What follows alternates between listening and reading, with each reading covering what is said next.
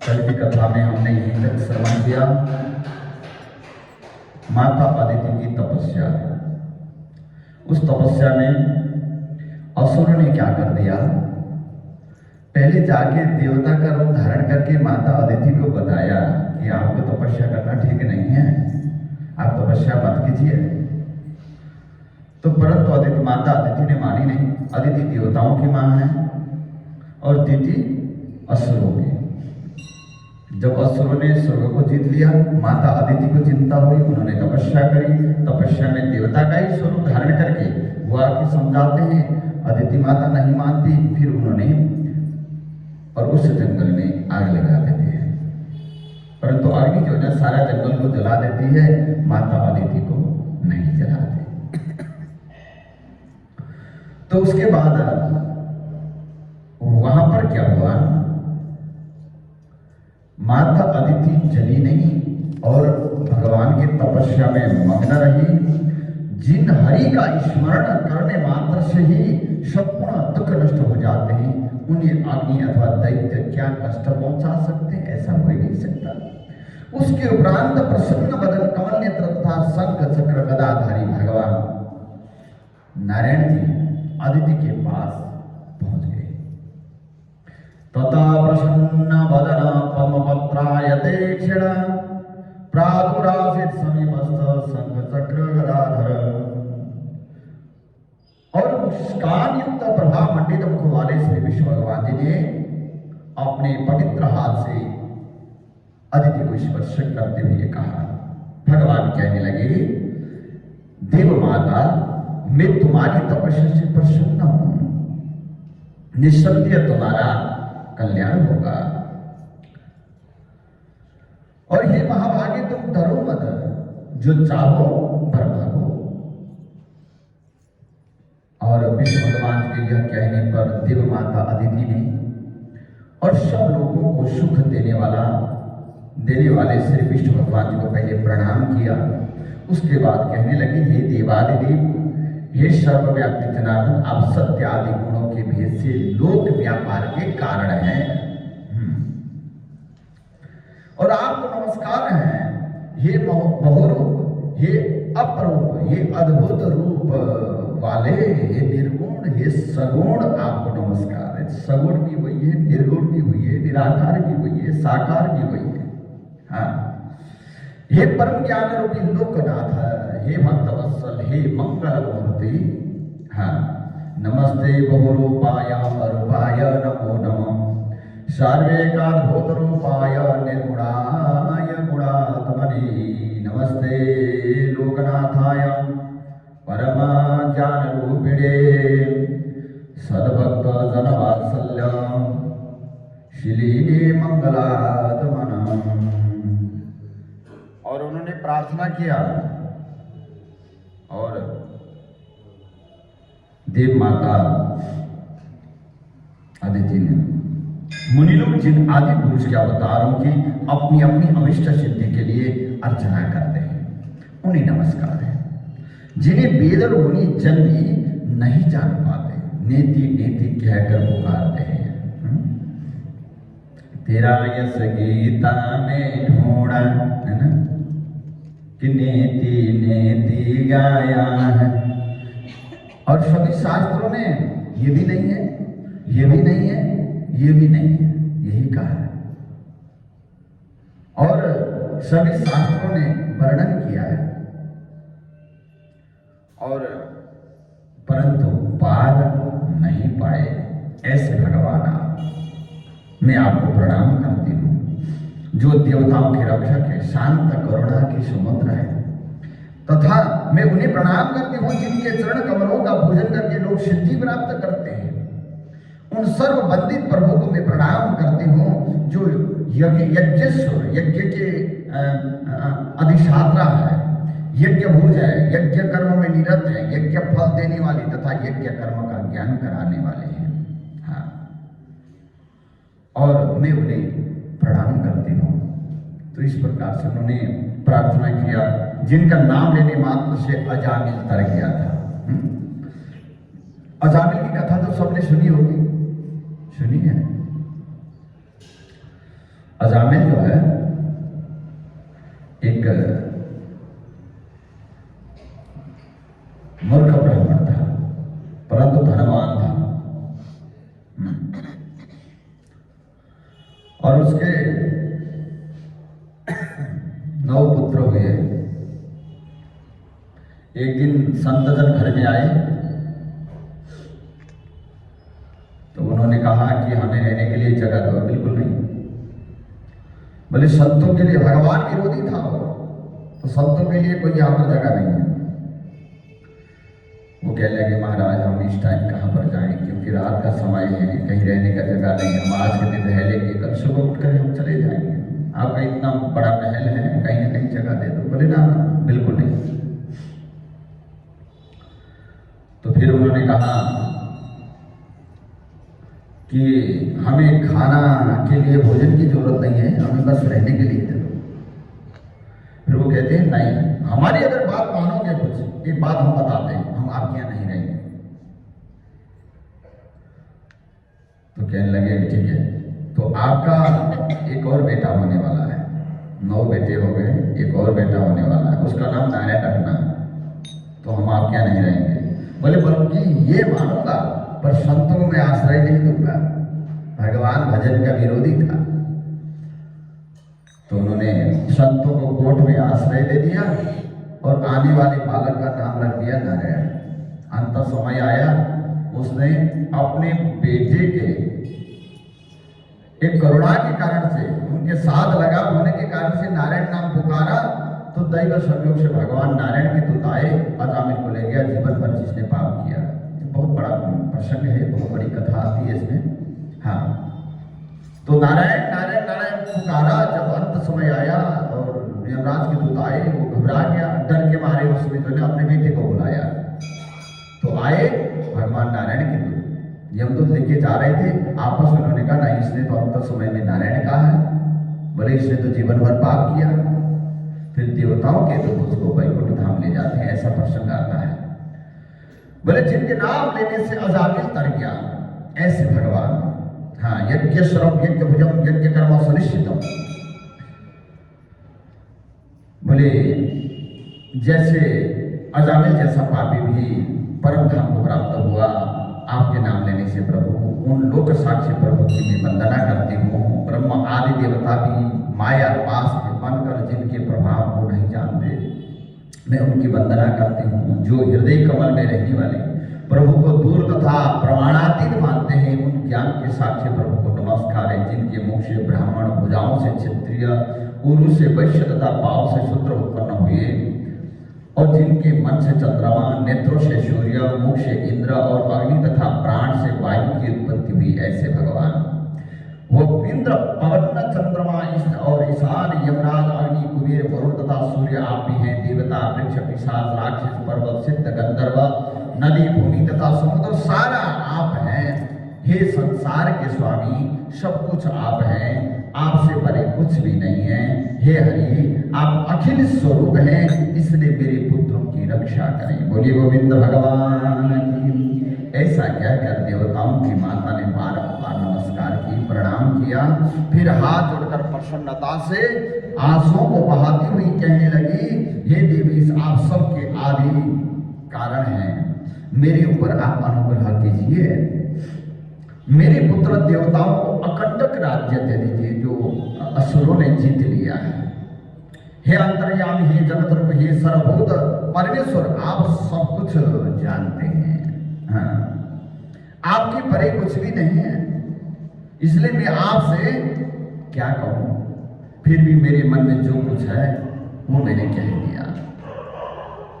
और यदि भी राक्षसों ने मेरे पुत्रों को पीड़ित किया, फिर भी मैं उनका नाश नहीं चाहती।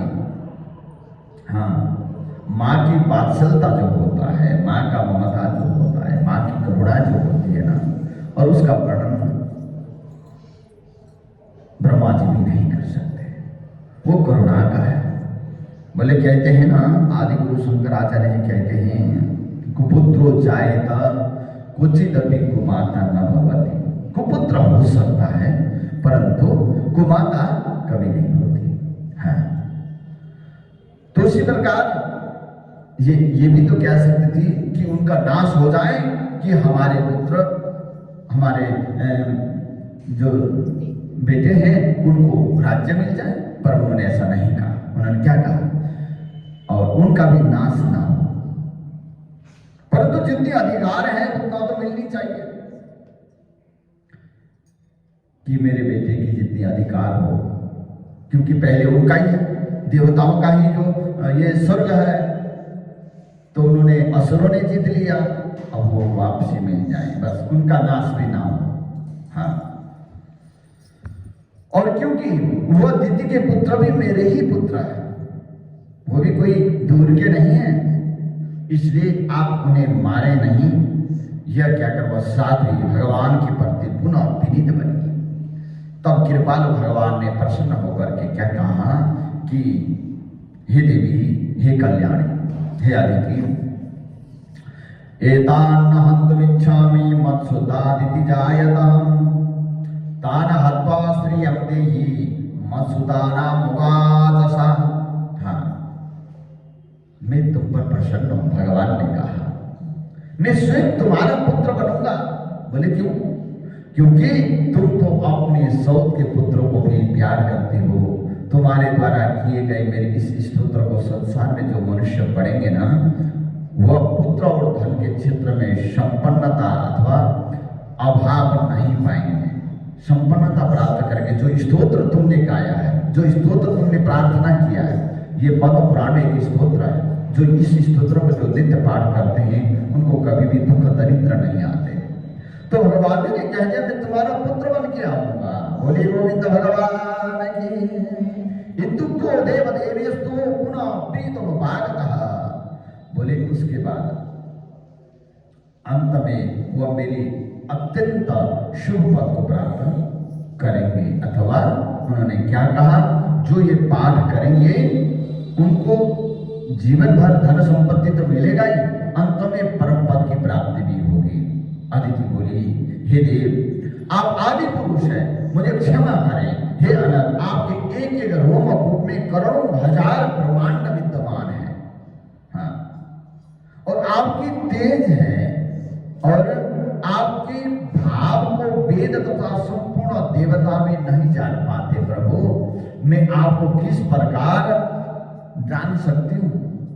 जिनके नाम का स्मरण करने मात्र से ही महापापी मुक्ति प्राप्त करते हैं, उन्हें मैं कैसे धारण कर सकती हूँ? ऐसे वचनों को सुनकर जनार्दन भगवान ने अभय दान देते हुए, तुम चिंता मत करो, तुम घबराओ मत। यस्य भाव न जानन्ति श्रुतयः सर्वदेवतः। बोले उसके बाद उन्होंने कहा कि अभय दान दिया, तुम चिंता मत करो, तथा वो परस्त्री के प्रति विराग रखने वाले लोग मुझे सदैव धारण करते। भगवान कहते मुझे कौन कौन धारण करते हैं, कौन कौन मुझे लेते हैं, कौन कौन मुझे स्मरण करते हैं, कौन कौन मुझे हृदय में धारण करते हैं। उन्होंने कहा, देखो, पुण्य तीर्थरता नित्यम सत्संगा निरता सदा लोकानुग्रहशीला सा भवन्ति सततम हिमाम।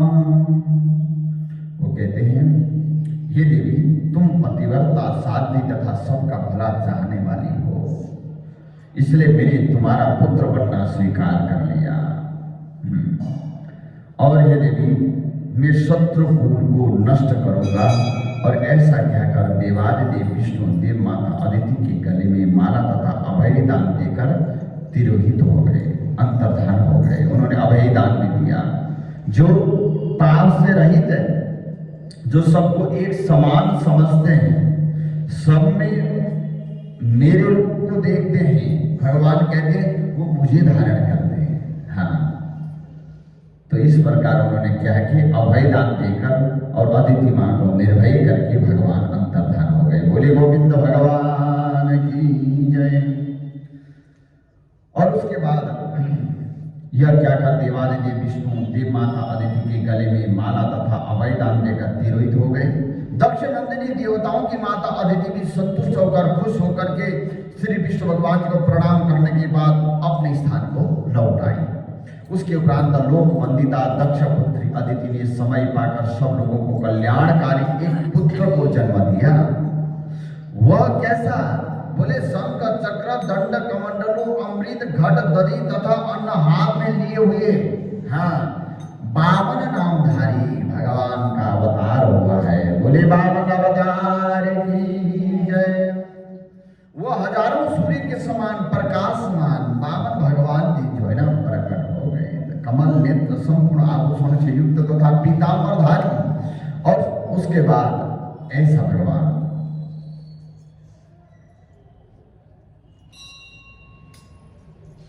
हाँ, वह सब लोगों का स्वामी तथा मुनियों द्वारा नित्य स्तुत्य था। तो ऐसे जो है ना उन स्वरूप का बामन भगवान बामन अवतार में जो है ना अवतार प्रकट हो गए। भगवान नारायण जी बामन बन के आ गए। बामन का मतलब है छोटे कद वाले।